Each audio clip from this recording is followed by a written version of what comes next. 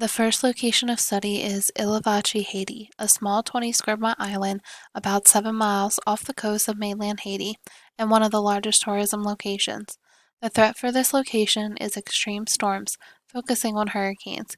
This area is vulnerable as it is one of the many small islands located in the Caribbean, which has seen steady cyclone activity in the short period of time that it has been able to be studied.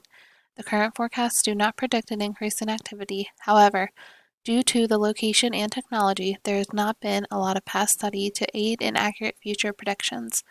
In the last 20 years, many of the observed Atlantic Category 4 or higher hurricanes have made landfall on or near this island, and even if that number is not projected to increase, I think that a 20 square mile island could be in big trouble if it continues at this rate.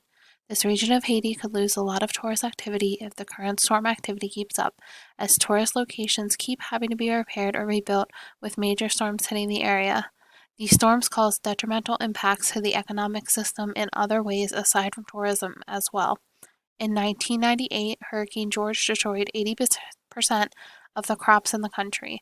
In 2004, it was reported from all the storm activity that the island sees that only 1.4% of the forest remain, which causes a huge impact in the island's ability to withstand major rain events. Fortunately, there is a portion of the island that is a good bit above sea level, and a temporary solution could be to develop that area. But other than that, I do not see an applicable solution to this storm activity.